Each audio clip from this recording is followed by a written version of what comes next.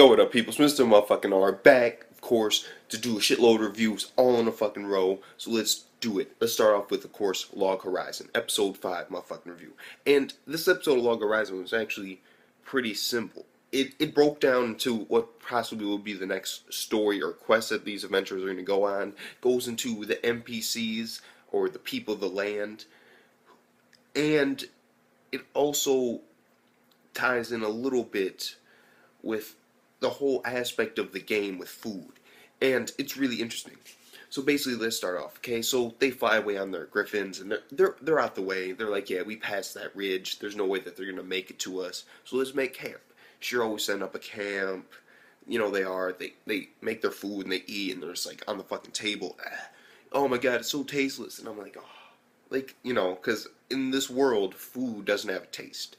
Well, we would be mistaken, because oh my god, fucking, oh god, this nigga,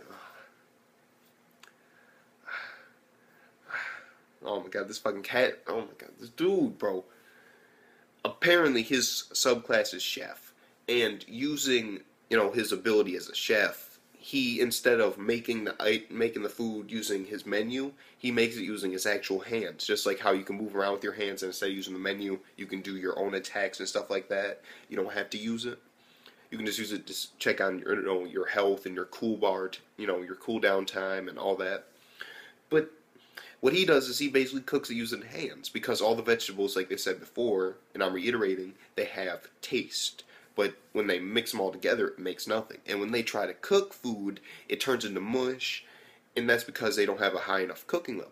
And so this really goes into the aspects of RPGs all the way. And then they travel a little bit more. They see a storm, and there's a little bit more information on Debauchery Tea Party, and Akatsuki's realizing that's why they work so well together. They've been on many high-level quests, and of course you got this little girl, Sarah. Her name's like Sarara, and I'm like, or Sarana. I'm like, I'm gonna call her Sarah, because fuck it, why not? So this little girl, Sarah, she's basically like a little maid. She introduces herself and all that, and we find out in this episode that she has a little thing for Catman. He's like, and she's just like sitting fucking down. And it's fucking hilarious. She's just like sitting down, talking to herself in her head, and it's just internal monologue.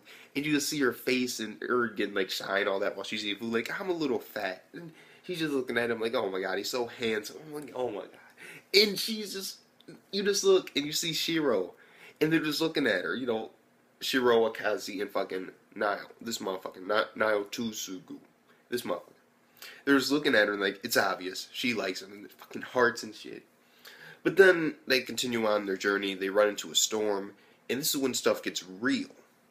Because at this, they basically go to this town because Shiroe remembers. And while this is happening, he reiterates like a story, I believe, about when they're like at the second camp. And he's basically talking about how he met these two kids in using the teacher system, which basically lowers your level to, lower levels around you. And it really affects your stats, and very few people do it. But we find out later why he did it. But basically, he loves giving people advice, but he hates it when, people are, coming to him and, all that. He doesn't like people bugging him about that. But when it's like new players, like beginners, like these two kids were, brother and sister. I believe the sister's name's Minori, and the brother, like, Raigu or some shit. And the thing about it is, like, he's like, his dude, Shiroe. He's thinking about, like, the times that they had, and he's wondering how they're doing now, and he's remembering the last time they saw him, and he's wishing that he would, brought him into his group. But they had so much stuff that they were doing at the time, that they didn't have enough time to help them out. But later on, after I get through the NPC stuff, it gets really deep with these kids. And I'm like, yes. You know why? It's rated E for I gotta say it, okay? This anime is not gonna have dark shit in it. It's not. I'm sorry, but it isn't. No, it isn't. It's rated E for everyone. It's fucking ready. It's like, yeah, kids can watch this. They, this isn't gonna be mad violent and stuff like that. And you're seeing it more and more. Like, when this first came out, because I gotta talk about this real quick. When this first came out, Log Horizon, people were like, oh my god, it's SAO, yes, yes, yes, yes, it's better than SAO. And I'm like, This is just, it's nice. It's a nice E for everybody. SEO's a more darker version, but this is a nice E for everybody. So I'm enjoying this one. I really am. And so they're on the Griffins. A storm's coming. They gotta go. Shiroe remembers that there's a town nearby. They go to the town. They talk to this NPCs. This NPC old man. And he introduces himself, and his name's like Trevor. He's an old man. He's like, yeah, you can go ahead and sleep in the barn. Takes him in there. He has kids. And, well, he doesn't have kids. He has grandchildren that live with him. And he's like telling a story about the father was out, at the grocery store, and there's a blizzard. And the mom was pregnant, so I carried her across the mountain. I'm like, oh my god. And as he's talking about his story, there's this funny ass scene in there with the Kazi. Like, the kids are like, a ninja! And I'm just like, oh my god. Because you just see the fucking sparkles in their eyes. I'm like, yes. This is nice, good comedy right here. I'm digging it. Like, throw some shurikens. I'm like, oh. And then basically, Natsutugu, he's talking to Shiroe more like, oh, is that Minori girl? Is she cute? And I'm like, oh my god, really? Like, and Akazi just fucking whips like 8 kunai in this nigga, like legit, and he's just fucking pinned to the wall. I'm like, oh my god, yeah, kunai, and it's hilarious. I really am. And we also learn a little bit more about Akazi. Apparently, her master was like a first-rate swordsman or something like that, and so. That's something interesting, because we might meet a master in the future. That could be very interesting. What if he's a member of Debauchery Tea Party? And then we go into this whole thing about NPCs. Shiroe is talking with Nayo Tsugu, and Nayo is basically fucking saying like, yeah, these guys, they're like, whoa, like, they're more realistic. I mean, they're all these people, like, we don't really know them. And Shiroe basically explains to him like, no. They're more human than we are right now. I mean, think about it. These guys, they only got one shot in this world. And they got memories, families, emotions. These people are human. In this world, as we are right now, we are the abnormality. We're abnormal. When we die, we respawn. We have superpowers, basically. All these people, they're just trying to live, a daily life. And so it really dawns on you like, yo, these NPCs, they're a lot more, and it makes more interaction. When you look at it like that, it's like, yeah, these guys kind of are an anomaly. They're not really humans in this world. They're adventurers. That's all they can really call themselves, because those are humans. When they die, they fucking die. They go on the ground. They go on the ground in this game. But what happens when they die? They fucking go at the cash. They respawn at the fucking church. Like, yeah, cathedral time, bitch. Like, I'm back. Now let's go to the bank, unload some weapons, and let's go kill some motherfuckers. Like it ain't shit. Like, experienced players, like, well, that's what we haven't seen yet, though. That's what I'm wondering. Does this have, like, a banking system where you can store your items, or you have to hold everything on you? I'm assuming that this has to have a banking system, which I'm kind of disappointed that we haven't seen yet. But picture it. If it did have a bank, because I mean, come on, like, if you hold every single thing on you, or if you have like a just carry limit and you can't ever store anything anywhere else, that would be kind of, really messed up. And like, what the fuck? And so it makes me wonder, like, what if this is one of those RPGs where, like, Shiroe could have a house somewhere just full of fucking shit that he's collected, and it's like powerful ass robes, and like, yeah, the nigga is like, oh my god, I'm about to go do what I'm about to do at the end of this episode, what we got hinted at, and he just fucking like, yeah, I'm about to start my house. Nigga puts on some like crazy ass robes, like chain lightning, nigga. Nigga's done. I'm like, yes, that'll be the shit. I want to see Shiroe do some badass shit. I don't just want to see him be so much support. He's cool, and he's really tagged to it, but I mean, come on, I want to see him do some badass shit. Like, but either way, they're at the abnormality. They're abnormal. And that was the basic message that Shiroe was sending. And then, of course, they have food.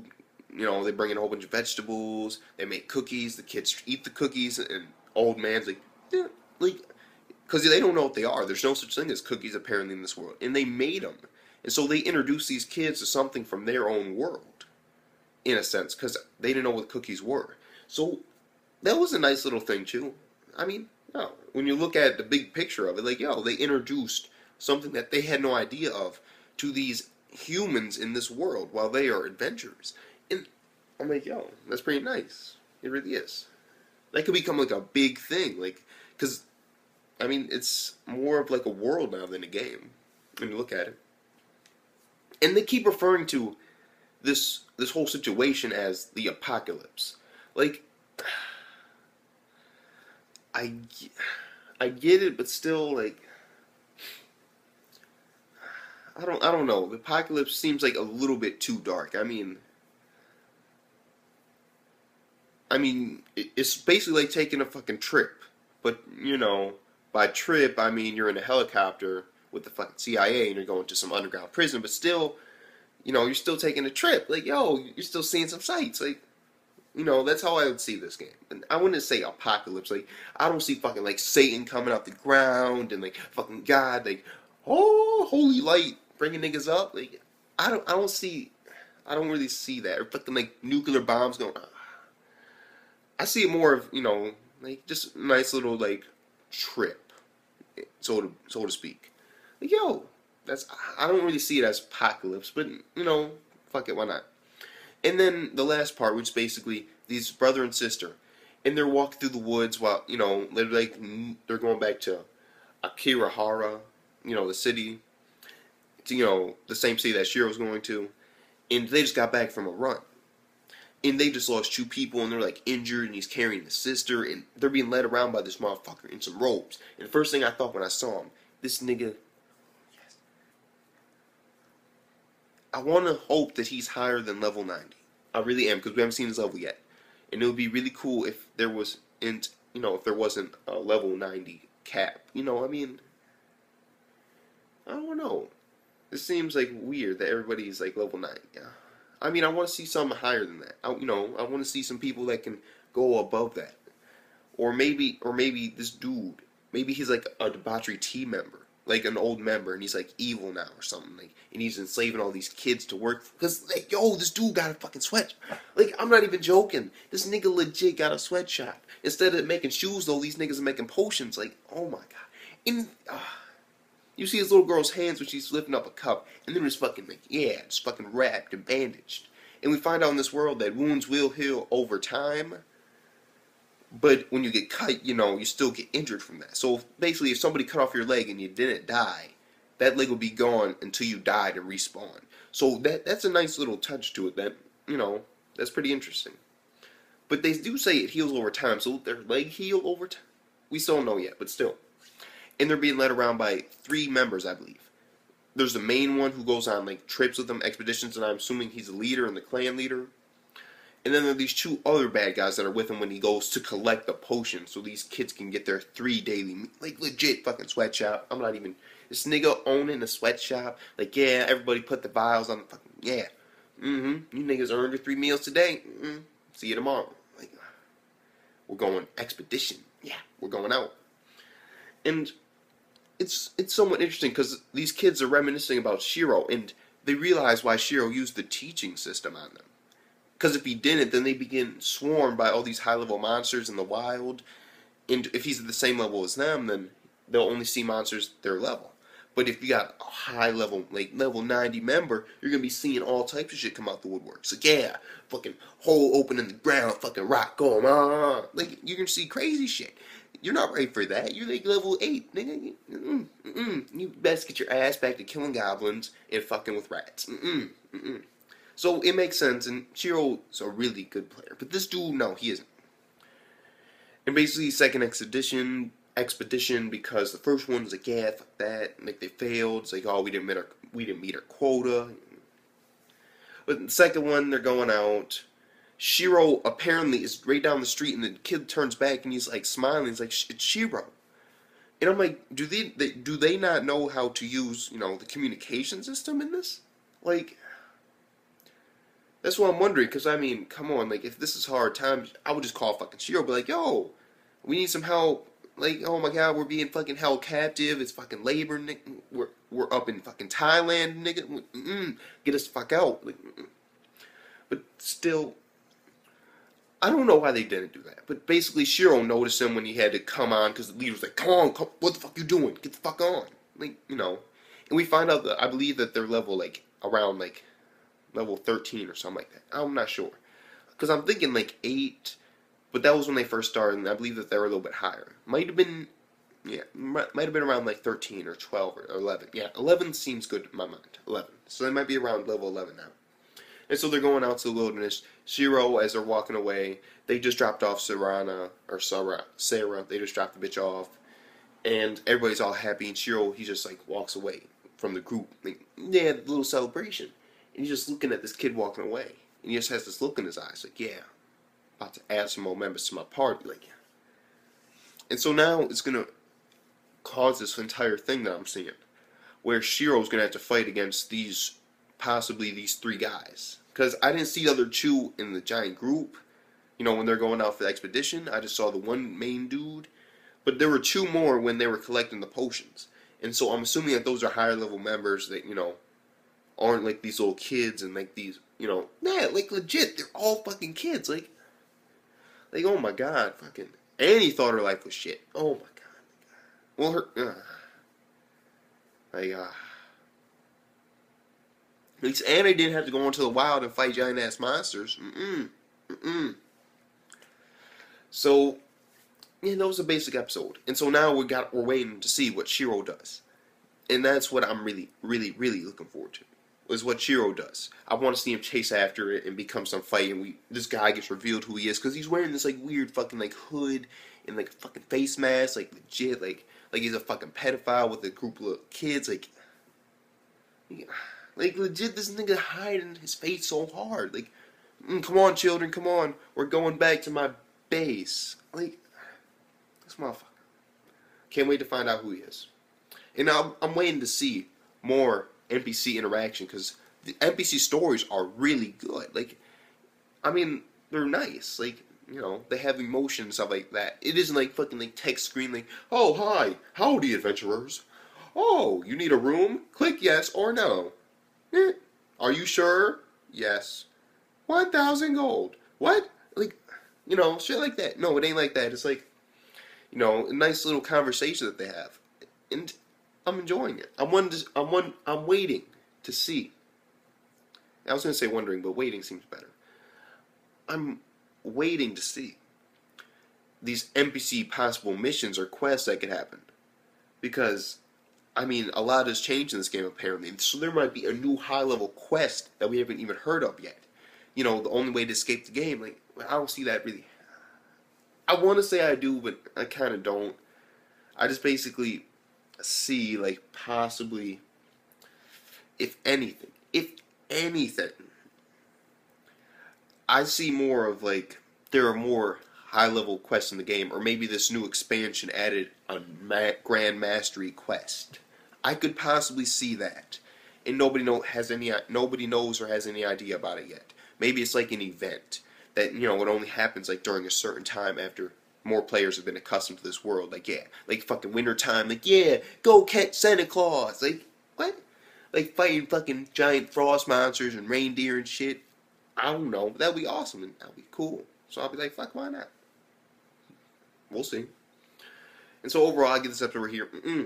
Episode 5, tougher rating system. And this episode right here, 9.1 out of 10. It was a great episode.